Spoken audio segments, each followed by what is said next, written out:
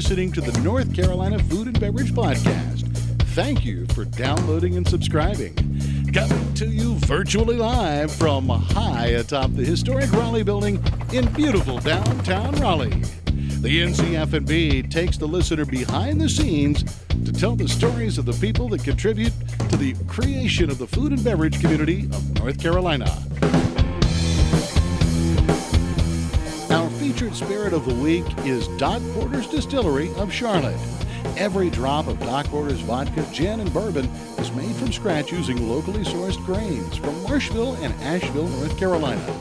Check them out online at docporters.com and at Doc Porter's Distillery and on Instagram at Doc Porters. And now, the misfits in the dish pit, the faces of the front. They are Max Trujillo and Matthew Weiss. Hello, and thank you for listening to the North Carolina Food and Beverage Podcast. I am your co-host, Max Trujillo. And I am your co-host, Matthew Weiss. And today, we are here in studio to discuss the evolution of Y Hill.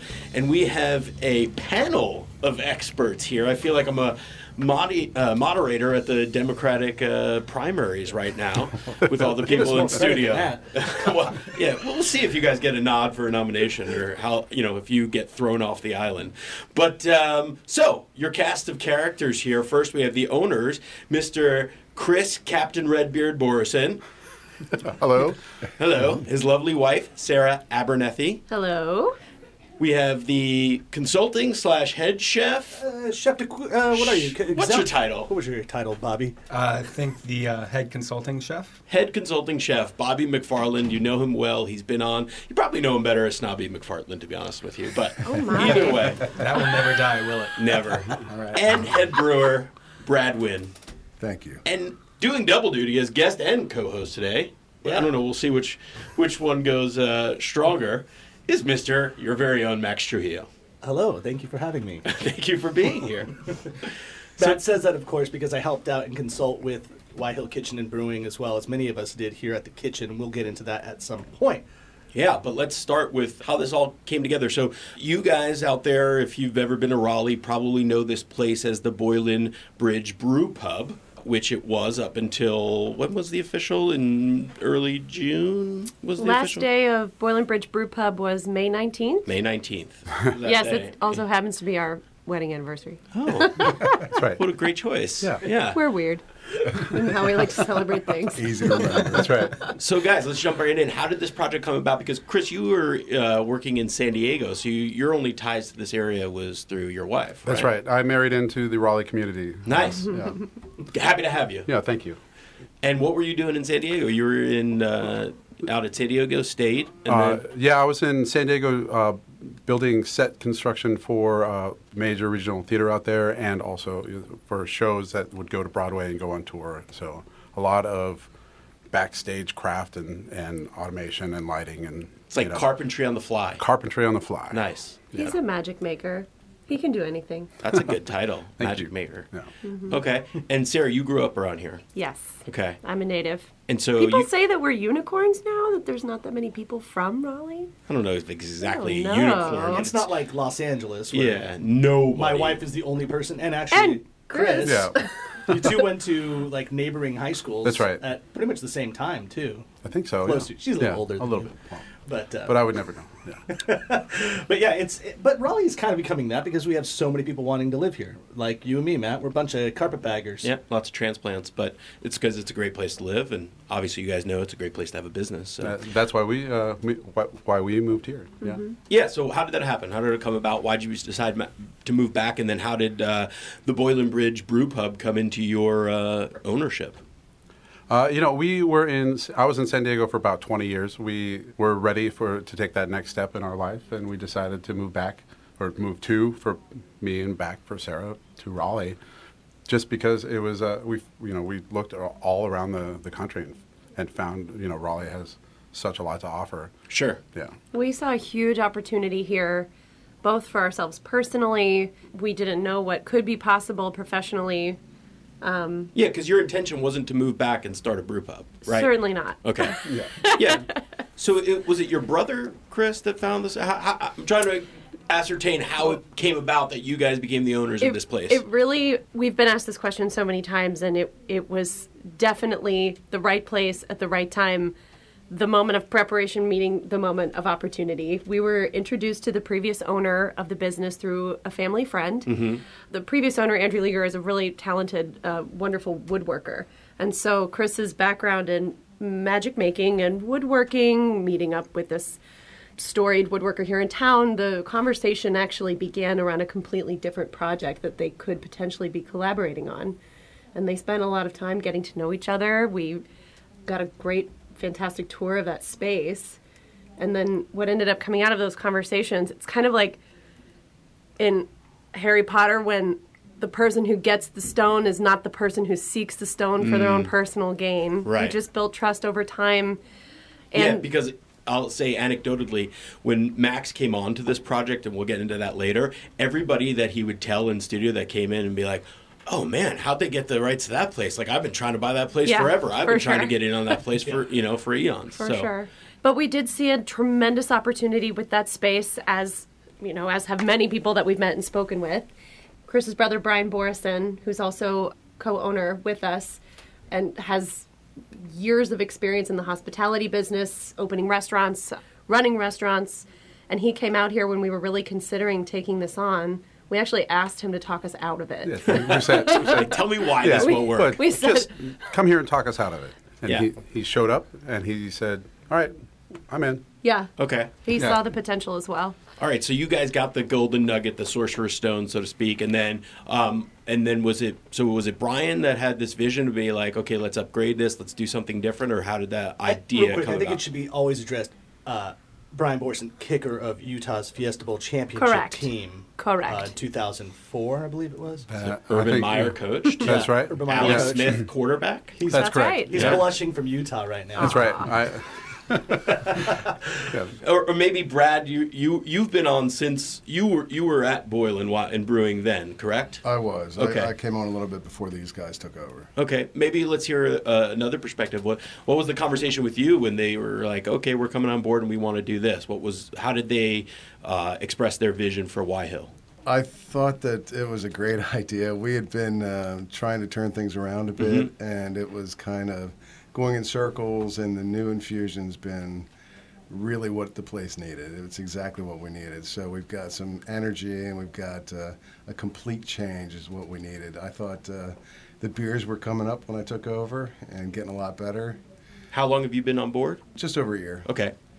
And when these guys came on, they decided to come on with some gusto, change the kitchen, change the look, make it look like it should.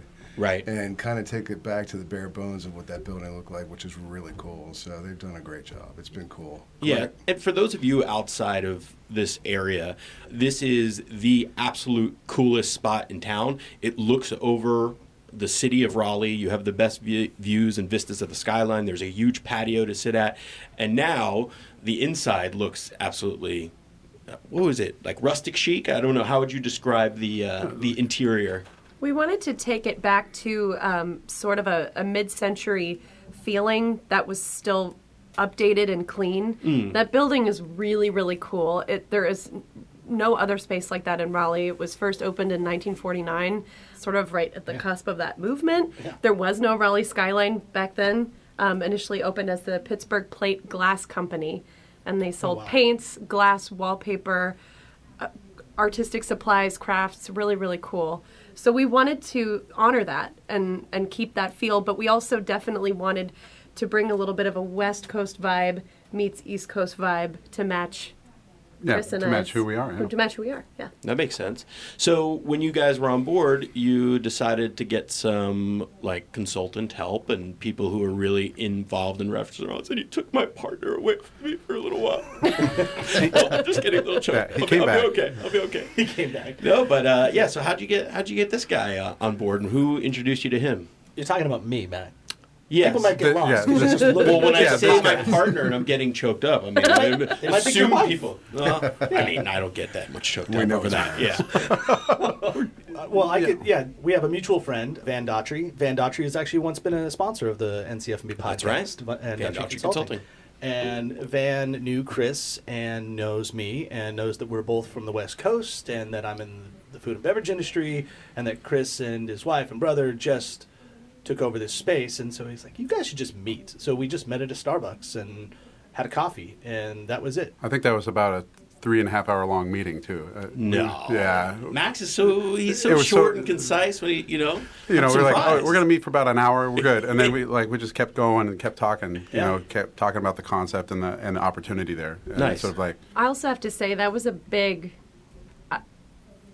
that was a turning point in the energy of the project for us. Into what? Like When- validation and say, okay, we can do this. Like we have some help. And When Chris met Max, it also became real in a new way. And it was so nice to meet people from the West Coast too, who who felt a kinship with, and then who had these great relationships here in the community. It was a turning point for us.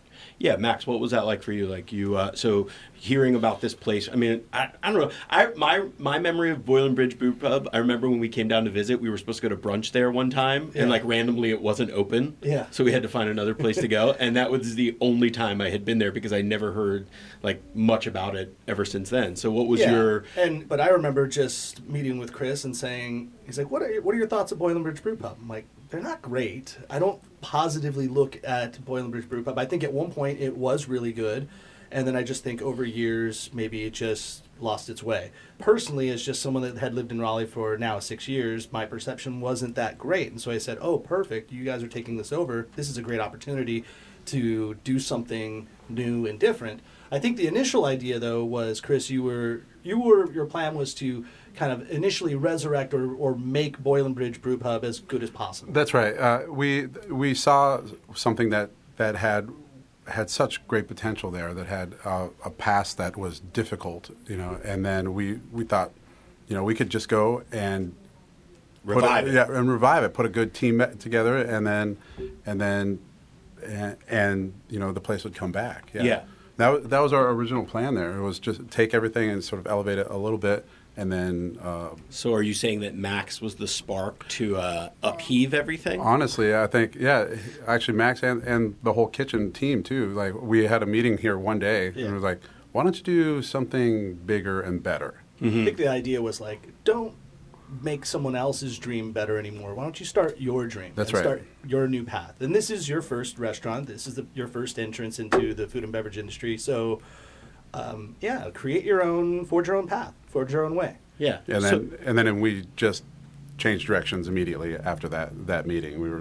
We started bringing on a whole team after that, and the rest is I mean, that's the end of the story. History. Yeah, that's the end. Let's go home. No, it's not just a great place to get beer, obviously, or just have a beer. And by the way, I just want to take a pause for a second to talk about a place that is a great place to get beer or wine. Where, Matt? Where? Triangle Wine Company. Oh, which one? There's so many. You can go to 4. There's one in Morrisville. There's one in Cary, right next to the Whole Foods. There's one in Holly Springs. And then there's all the way one out in Southern Pines in case you're down there playing golf or just relaxing.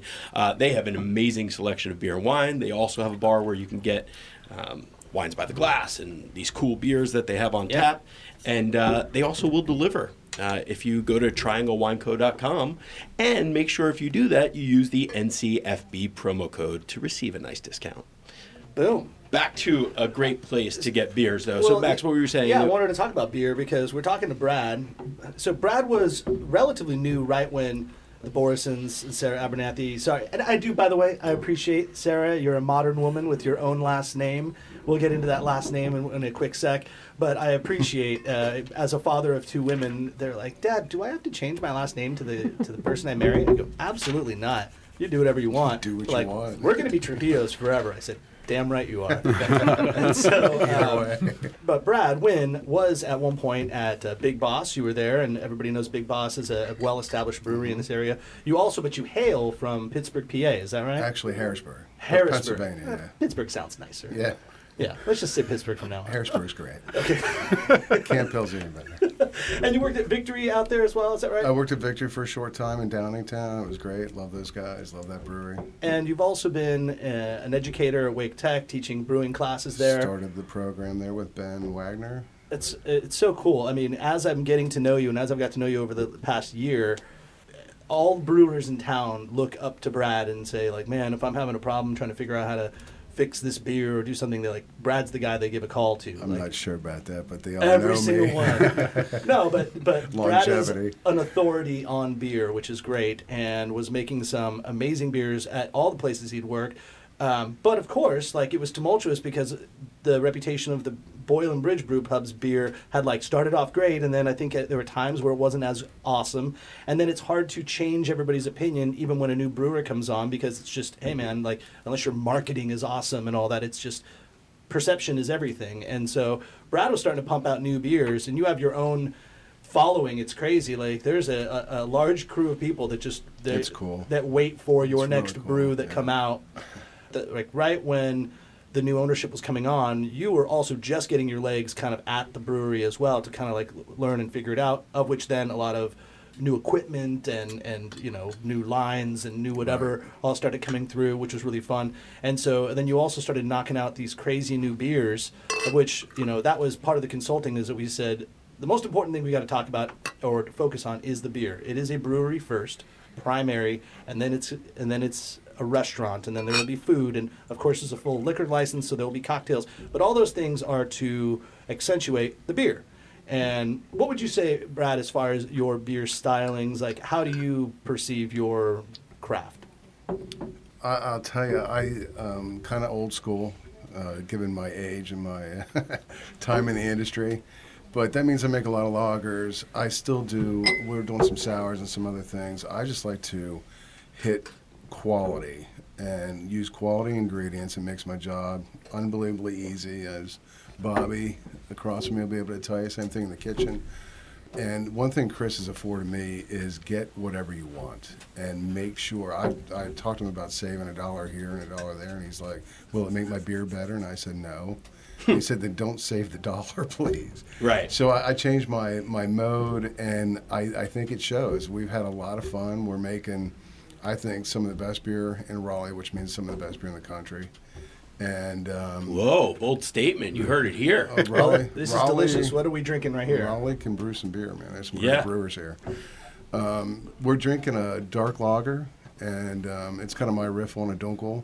Yeah. I don't do anything standard, so there's a little brown malt, which is an English thing, which I just like. It adds kind of a chocolatey flavor to that beer. So it's not completely standard. I brought a Hefeweizen, but we put a ton of mango in it, and I'm not unhappy with that. That is selling. That's probably the best selling It beer sells right like now. crazy. It's insane. And then I know how popular rosés are. It's true in the beer industry also. So, you know, people have to come and try in about a week and a half our rosé, and that'll be ready soon. It's a little tart, and I think it's beautiful beer, hibiscus. And so we really run the gamut, but all we want to do is be super high quality, super consistent, and kind of match what the kitchen's doing now. And just, you know, it's been very synergistic. I love working with Bobby and Kyle. They're two of the best chefs around, and it's given me a real pump also, being able to work with these young guys who have great ideas and are just really good at their craft. Well, that's perfect segue into the culinary side of things, right? Let's do it. Yeah. So when Chris and his brother, those are the two people that I specifically met in the beginning, it was like, all right, if we're going to do this, we need to, let's create a whole new menu. Let's create, let's just start from scratch and design a really well thought of, chef-driven menu. We didn't even know if we were going to have a chef on staff yet. We kind of had the hubris to think that we would just create a badass menu and then just be like, yeah, cool, we'll hire Yeah, some dudes. the rest will be fine. Yeah, like, we'll make it happen. Thank God for Kyle. Go to the Eggs Up Grill and get like a line cook. Exactly, wherever, yeah. No, but in doing all this, I was thinking, well, I got to get somebody that I can bring to the table as my culinary consultant for this whole project. And the first person I thought of was the aforementioned Bobby McFarland. And, you know, the first time Bobby was on our podcast was when he was a chef de cuisine at Royale out here in Raleigh. We But- squeezed him in the middle between Jeff and Jesse, but he Yeah. got his point across. Yeah, and then since then, as you mentioned, Bobby's been on the show a few times. He's also a member of the kitchen here in Raleigh, so he's our culinary consultant, and that all kind of spawned from this project because we work really well together, and he fits that that hole, our blind spot that we had, that we didn't have somebody that we all know food well, but we weren't the ones actually physically cooking it or creating it. So Bobby, I gave you a call, and maybe it was even just a text. No, I think I first heard of this at the This Is Not a Happy Hour series when you and Mike Rosado came up to me and mentioned that something might be happening at the Boylan Bridge Brew Pub. Oh, yeah. You left it very vague, but I knew I was down because I remember driving by that right when I moved to Raleigh about 3 years ago, and I just saw that view, and I saw that it was a restaurant, and I was like, how have I never heard of this? Yeah. I had an idea in my mind for what I thought the offerings should be, and I remember just kind of jotting down some notes. I sent some things via email to Chris and Sara and Brian, and we were like going back and forth. And then I think at one point I just sent you an email, Bobby. I was like, there should be this many salads, this many sandwiches. Let's do this type of thing. Let's do a riff on this. You basically gave me a template. Yeah. Like one healthy salad, one play on a classic, some appetizers, like a vegetable one, something like this. And I just kind of plugged and played with that template. Yeah, I didn't want to give you any like specific direction as far as flavors or anything. It was more just like protein options or carb options, starch options, vegetable options. And then it's funny, so then you and I we sat at Foundation right across the street over a few slowly stirred brown cocktails and started coming up with even better ideas. And then I'm laughing because then Chris is then coming to me maybe like a week or two later and said, I got this recipe that is really great. And I look at it and it's like a vegetable forward recipe. And I thought, yeah, that is delicious. Wow, it's great. Cut to then 2 or 3 days later, he's showing me another one that's more vegetable focused, and I'm looking at his desk on at his office, and there are like 5 just all vegan cookbooks. And I looked and I went, "Why are you showing me all these vegan cookbooks? Like, are you vegan?" What did you say? Not anymore, I think is what I said. I think that's exactly what you said. Recovering vegan. That's right, Just recovering don't like vegan. to make a big deal out of it. Yeah, it's not something I've ever ever advertised or made a big deal out of. I've always been for about 5 years I ate only plant-based stuff. Yeah, and that was a big deal for me, and it was not something I really cared that anybody else knew about or wanted to have, but it made it So you were really secretly though handing Max some recipes. Pushing the envelope. It was definitely Inception. Yeah, for sure. I was like, how about what about a cauliflower steak? You're like, no. But the cool thing is now you guys are kind of known for your vegetarian options. So, Bobby, you want to hit on those for how you took those into practice? Well, my goal with the initial menu was to just include a lot of things that happened to be delicious and vegan. At the point when we did the separate vegan menu, Kyle Fletcher, our chef de cuisine, was involved. And one day when he was there just kind of like gutting the kitchen and setting it up, I guess him and Chris had a conversation, and they took items from the menu that I wrote, and Kyle actually added a few more, and they just said, let's make a full vegan menu. So the next time I came in, they showed me this menu, and I thought it was great. Yeah. And as we say all the time, I know that's so comforting for people because often on a restaurant, you'll go in and they're like, oh, do you have any vegetarian options? And often it's just something that the chef will throw together on the fly, and it's basically just a plate of the mixed vegetables. It's not like a well-thought-out crafted dish. Here's a salad. Yeah. Right. Mm-hmm. Yeah, but we wanted to push that forward to actually make it part of, still fit with our concept, right? Like to make a decadent vegan meal on top of all of our other chef-driven bar food. And Chris, you said something that really resounded when I heard this, being that Matt and I have done so many episodes about food and beverage in North Carolina, that you were, kidding around like, oh, recovering vegan or so, but you're like, well, I live in North Carolina now and the options aren't so great. So I just kind of, by virtue of it, I'm not a vegan anymore. Yeah. And I was like, well, but you can be part of that change. You're about to open up a whole new restaurant you can do whatever the heck you want to do. So it's interesting. I mean, we do have a few places in Raleigh that do a great job with plant-based menus, and like Fiction Kitchen and Irregardless Cafe, and I think Remedy does that as well. There's quite a few, but maybe not enough, not to the level of where you can consistently go out and dine. And we even will get to like MRC, who did all the branding, Mike Rosado, who's also a friend here in the kitchen, but he also keeps vegan, and so he was a great consultant in that side of the spectrum as well, because he's an avid foodie but doesn't eat meat. So he was a great guy to just kind of bounce ideas off. We're like, would you like this? Would you do this? Would you eat this? and we went through it. So it's great because we were kiddingly saying it was like an all are welcome menu, in that you could have plant-based menu. You could have, vegetarian. Almost the entire menu is gluten-free with the exception of maybe 3 items.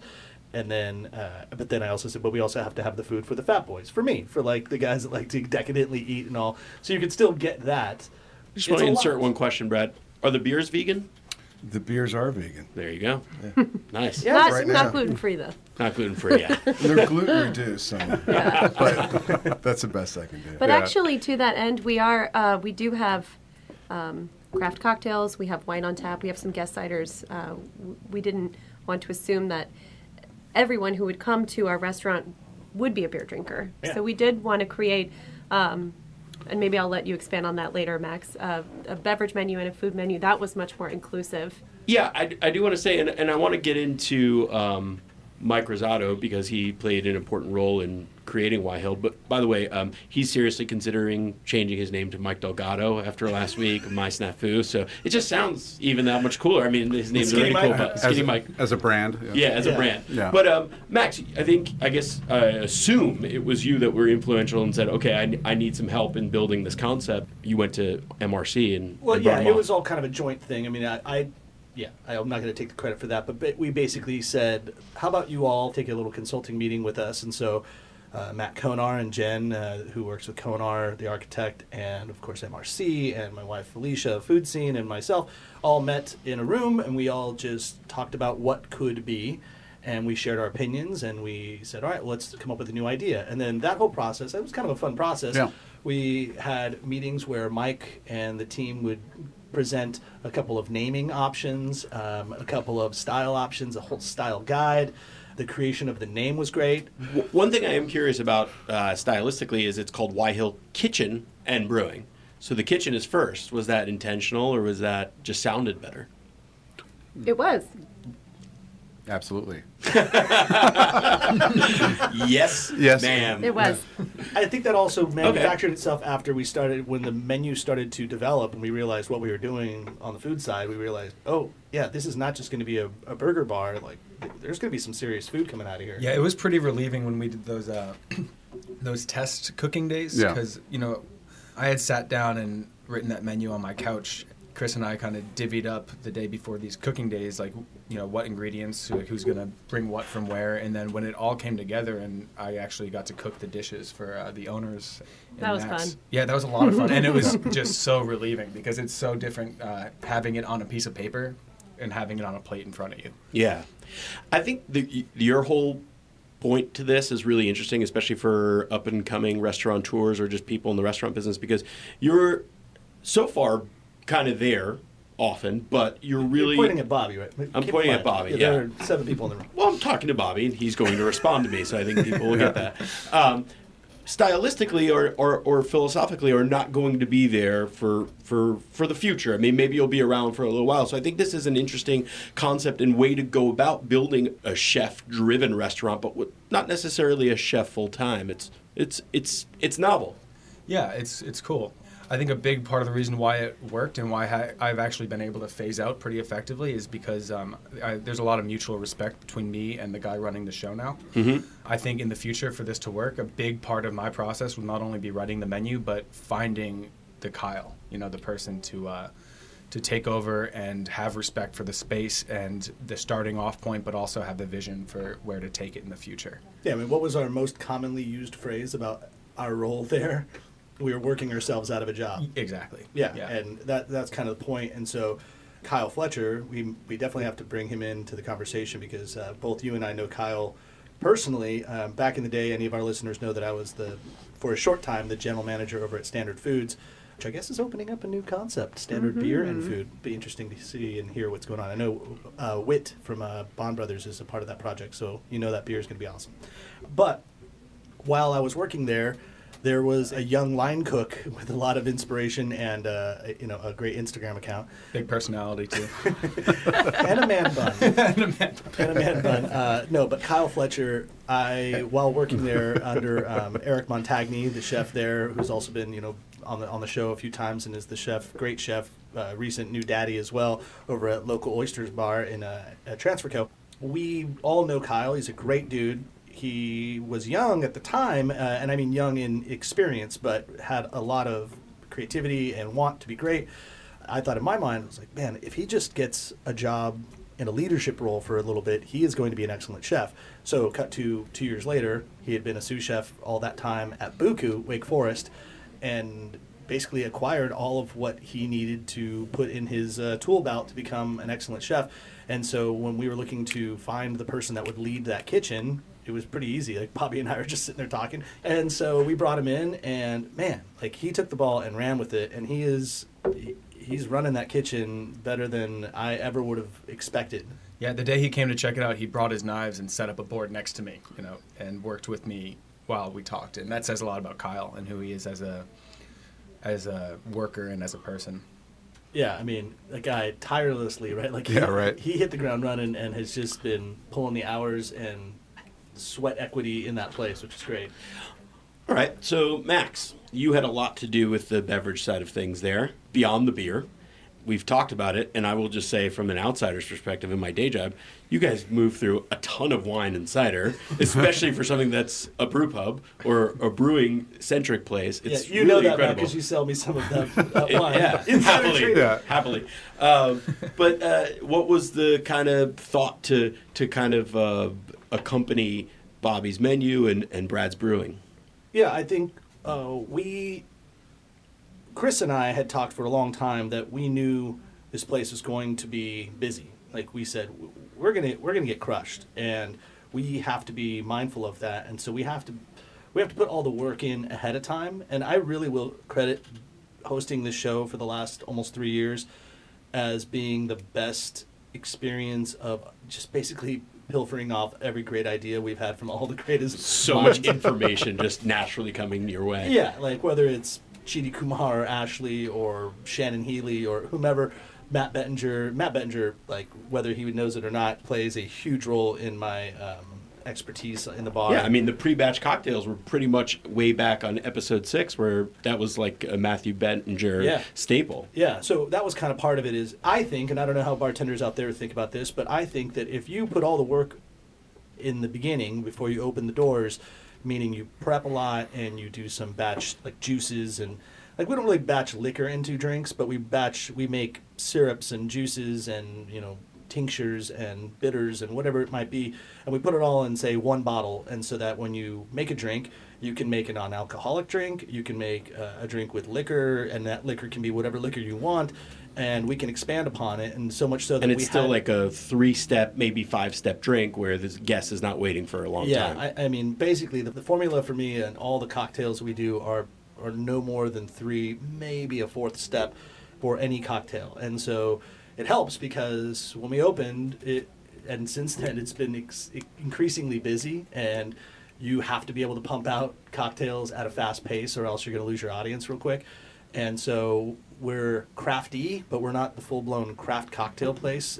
We just put all the effort forth before the doors open so we can really move fast. And so we're doing riffs like we're doing a riff on an old-fashioned or a riff on that. This is also part of my brainchild of it was that we wanted all of our cocktails to be something familiar. Like, if it ain't broke, don't fix it too much. Just kind of expand upon it. So Negronis, Old Fashions, Manhattans, Margaritas, Dark and Stormies, whatever they might be, that's kind of what we're doing. I'm almost just basically ripping off classics, but giving it a little bit of an edge, and then really expanding on the whole zero-proof cocktail, which I like that phrase. I think Chris brought that one to the table, the zero-proof cocktailing, non-alcoholic. Which is great too, because you don't always want to drink, or as Sara and I, we had this great conversation about who is our guest, and we were talking about people that come into Y Hill. I took an actual couple that was sitting there while it was still Boylan Bridge, and it was like a early 20s couple. They're throwing darts, and it's a man woman. They're hanging out, and I said, look, take this couple for instance. They're young right now. Maybe this is a first date. Maybe they're having 2 or 3 beers, 4 beers each while they're playing this game. Maybe they fall in love tonight. Maybe they go home. Maybe they make a baby. They get married. They do whatever. They create a family. They want to use this place as a place that will always be a beacon for their relationship. It's like, hey, this is where it gets started. But when the wife's pregnant, she probably doesn't want to drink alcohol, but she also wants to enjoy herself. And I've been the husband with a wife that's pregnant going to a bar where she's having a ginger ale, and without her, saying it or not, I know she's getting a little bored while I'm crushing a bunch of IPAs.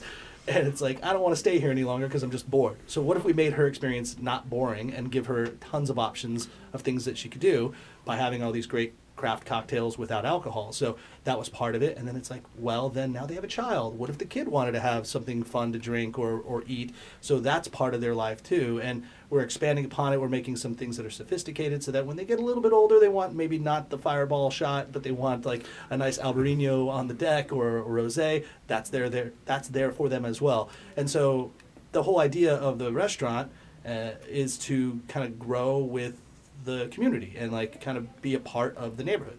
I would also add that we did operate under the Boylan Bridge Brew Pub brand and concept for probably 9 months, and we did that intentionally so that we could have a chance to meet the community. This is our first endeavor in this particular seat, both Chris and I, and we wanted to spend some time asking people what they wanted. We know that Raleigh has always wanted this space to be a place where they could really feel comfortable gathering in any number of situations, and we wanted to be able to deliver that to them. But also, Max, what you said around intention about the taking something that feels familiar and putting a unique twist on it, I think that really parallels what Bobby and Kyle did with the food menu as well. Taking dishes that felt really familiar and even comforting, but just doing something unique and innovative with it. And we're just so thrilled with how everything has turned out. Yeah, it's very well said by both of you. This restaurant, Brew Pub Kitchen, is like the epitome of Raleigh because it's highbrow, it's not overwhelming or intimidating, and it's also very welcoming to families. So it's really, I assume that's kind of what you were going for, and well done, bullseye. Thank you. Yeah. Thank you. We've been very pleased to see families, little children, people in their 20s, young professionals, and then even folks all the way up who are in, their retiree years, enjoying the patio, and that just, like, we couldn't be happier. That is the coolest thing when we're out there. It's like a Saturday afternoon, and you see that. It's like you see a lot of dogs. A lot of dogs. A lot of dogs. Obviously. And then, kids kind of running around. My kids will run around there. You get almost like an overflow from the Glenwood South kind of college-y area where that wasn't like what we expected or knew. It's like, oh, wow, there's a lot of young people that hang out here. That's cool. And then on top of that, then you just have like the beer enthusiasts that come in and they're like, yeah, man, let's get deep into it. Let's roll up our sleeves and let's get into beer. It's great. And it's all, I think, too, a product of where it's situated in the neighborhood. I think that's probably also why the name is what it is. So we should probably figure out what.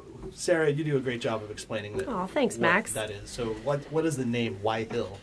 Well, this came about as a product of many wonderful, helpful sessions with Mike Rosato and that team. There's also a lot of healthy tension in that room, but that's really good as a part of the creative process. It really is. But we did settle on the name Why Hill. For those of you who live in Raleigh who don't know, the railroad junction that flows underneath the Boylan Bridge that surrounds Raleigh's Union Station, which is so beautiful, it's called a Y, which is spelled W-Y-E. And it's in the shape of a triangle. You can actually see it in our logo on the letter H. Max is wearing his Y Hill hat right now. That's right. And it creates this really cool shape that symbolizes both a change in directions where the trains change on the tracks, but it also creates a central gathering hub in the center of it. And we both loved the idea of changing of directions because that is what we were intentionally doing with Y Hill, but we wanted to create this gathering space in Raleigh with the patio, with the interior. We wanted to level all of our offerings up to that fantastic view, and that Y Junction protects that view of the city skyline. So as the city skyline continues to evolve, because it will, as long as the railroad tracks are there, our patio will be protected. So. Yep. Okay, so that leads me to my next line of questioning. We've been throwing you some softballs. All right. Here comes the curveballs. I think maybe we're kind of getting to the point of where, no offense to anybody, but the location is the star of the show. Like that view, that thing, I mean, you can't reproduce that, right? So here's the tough questions is what happens. So they say in real estate or business, it's the three things: location, location, location. There's a location logistical issue of like, have you guys, and this is like a business question, what happens during the winter? Now in Raleigh, it doesn't get like too harsh or stuff like that, but what's going to happen when people don't want to sit outside on the patio?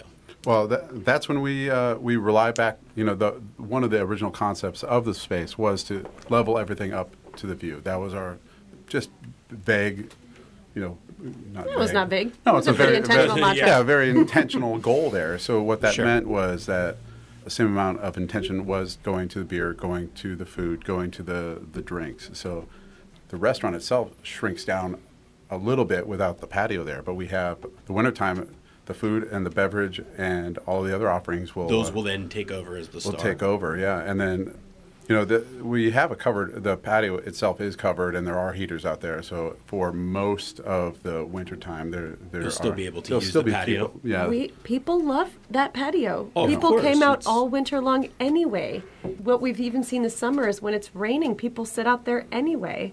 It surprised us both. But I definitely would say we'll also be relying on special events. So, shameless plug, Y Hill please, is more than happy to accommodate any of your special events. It is a fantastic location. We have done some really, really fun things, anywhere from a birthday party of 20 all the way up to a retirement party of 100. We've done weddings. We've done receptions. We've done showers of any nature. Bridal showers. Sororities and fraternity parties. Yeah, no, we've done that too. So if you're looking for a space for your event, we really want to talk to you. Shameless plug. Hey, So nothing wrong with that. This is the fun part about it, and Bobby and I both fell victim to this, is we helped design a restaurant that ended up being in the walk of a place that we actually wanted to work. And so then now we're working here to help work ourselves out of a job, and we find ourselves going, oh wait, no, but we kind of like being here now, because now it's like the restaurant we always wanted to have, and so it's like been hard for you guys to kick me out. I've been like, all right, well, maybe I should be like working myself out of a job. Next time we should do a worse job so we want to leave. Yeah, right. Oh. You hit a couple of those points. It's fine. Get to that point. No, but that's been the really fun part about it is like, you don't know this, but when we're done here, Keely and I, my butler, are going to go back to Y Hill. Closed on Mondays. We're recording on a Monday, but I want to make this awesome milk punch in a large batch. We can do like 60 at a time, and it takes 3 days to make. So we're going to head over there and start doing the preliminary part of it, because this is like where my brain is on the weekends or on my off time. I'm like texting with one of the bartenders, and he and I are going back and forth. It's like, dude, let's do this milk punch. Oh, yeah, I got this recipe. I'm like, no, I got this recipe. He's like, oh, let's fuse those recipes. And so we have all this cool stuff, but it creates so much creativity and want to do this. And I'm at the bar at the aforementioned foundation with Kevin Ruiz, who is now part of the culinary team there as well. I was just about to say, let's not forget Kevin Ruiz before we close this podcast. Kevin's worked for Mofu, Yeah. Plates, Raleigh Raw. He's been all over the place, and he's been an excellent addition to the team. He and I are just talking about food, and actually I'm just sitting at the bar, and he and two other line cooks are sitting there, and all they did was talk about what they can do next and how they can improve the menu. And I just looked at them, I go, this is really cool, guys. We're not working, but all we're doing is talking about how this place can be even better than it is. And that truly is just the impetus of like what the whole design was. It was about, as you said, Chris, the people, the plates, the pours, right? That's It's right. all Yeah, about- we put it on our wall that people come first, and I've always thought that you give creative people a space to create, and they'll do a great job at it. Like from the top to the bottom, people, plates, and pours. We have a great team that put out fantastic food. With starting from Max and Bobby, and even from our brand team and Yeah. everywhere, that knowing that we could not do it ourselves and would not be able to get to where we are now without the help of everybody, and getting that whole team together and sharing that vision, and getting the whole team cares as much about the place as we do, which is that is absolutely Amazing. Yeah, it's amazing. We're very So- lucky. Yeah, and this would be a little douchey to say, but I'm known to be a little douchey, so I'll say it. When we started going out there, I just contacted a bunch of the media outlets that we have, whether it's the News and Observer or the Indie Week or Triangle Business Journal or whatever, the NCF New Podcast. The community, and WRAL just recently did a little piece on it as well. Even my dentist, while I was getting my my teeth cleaning. They're like, I heard you had something to do with that Boylan Bridge uptick. I said, I did. And they're like, yeah, like, thank you for asking me non-yes or no questions while I'm getting And but it's been a buzz. It's been a positive buzz. It's like, what's going on over there? And like literally, as soon as we did a kitchen pop-up one night, we did an offline media pop-up the next night, and just by opening the doors to the community and saying, hey, we're ready for you, it went crazy. It's just been nuts. There's just been hundreds of people walking through the doors like wild. But it's a controlled chaos, which is good. Like, plan for it. We're like, stick to the plan, stick to the plan. Stay the plan. Yeah. And, trust the process. Trust the process. Yeah. Well, before we get out of here, I think we've done a great job of telling this story, and it's obviously worthy. It's interesting that I like that you said it's about the people, because our research team was up late last night, and they let me know that you guys have about 44 reviews, I think, on Google, and each single one of them was responded to. That's right. Do you guys plan on keeping that up for forever? It was intentional to have a very high-touch response for the first year. Yeah. Without our customers, we wouldn't be here. And you can say what you want about online reviews, but our perspective on it is that we're grateful that somebody took the time to share feedback because they obviously wanted to be heard. And with the volume that we're doing, we're very fortunate to have that volume, but we've accepted that not every situation and not every experience is going to be perfect, and there's going to be mistakes. You really can't avoid that. But what you can do is make an unhappy guest feel heard. You can say you're sorry, and you can offer Something. to get in touch Yeah. to remedy that. I think just having people feel like they're heard and that you paid attention is, for at least most people, very rewarding and fulfilling. So It's that's heartbreaking to get that negative review. It breaks our heart, obviously, but you can't avoid it. And But then you get the chance to turn that frown around. I think what it demonstrates is that we do care. Yeah. Yeah, And as we- Danny Meyer says, we're like, listening. write that last chapter, right? Yeah. It's setting the table, so it's writing that last You love Danny chapter. Meyer. I do. Well, Who in the Yeah. if you're in the business, yeah. If you do what I do and you don't follow Danny Meyer, I don't think you're doing the right job. So, but yeah, I mean, like, it's about doing that. And Matt, good research, but all of those responses are probably almost always coming from Sara Abernethy, because she's on it. She does the social media for them as well, which is a fantastic job. By the way, that last name, Abernethy, might be familiar into the region of Raleigh, North Carolina, from a little band called Arrogance back in the day. Her dad was the guitarist, Rod Abernethy, who's of like they're a badass band that like toured all up and down the eastern seaboard back in the 1980s. 80s, yeah. Late 70s, 80s, yeah. Yeah, and Sara herself is quite the vocalist and musician. We were at a Snap Pea pop-up. She jumped on the piano and just started going crazy. It's like, what is happening right now? So, like, the people of this place are interesting. Like, Chris and his team he literally, like, welded the tables and cut the wood of all the high tops that you see, and some of the furniture that's inside has been designed and built in the machine shop that is connected to Y Hill Kitchen and Brewing. There's just a lot of creativity coming out of all sides of all the people that are here. So it's pretty amazing. Magic to see. maker. That's Yeah. cool. Well, before we get out of here, speaking of people that make magic, Max, this won't be a surprise for you, but you finally get to try it. Yeah. So our friends Bestow Baked Goods, as every guest that joins us on the NCF&B podcast receives one of their cakes or baked goods at the end of our show for you guys to enjoy. Bestow Baked Goods is out there in Fuquay Arena. They do an amazing job. They can make cakes for your wedding. They can make cakes and all sorts of baked goods. Heather Sutton is also a magic maker with baked goods, and they're soon to be opening up in Holly Springs. So thank you, Bestow Baked Goods. Thank you. Well, Matt, how we getting out of here? Yeah, well, I think it's pretty obvious. Everybody get out there, go to Y Hill Kitchen and Brewing. You will eat and drink very merrily.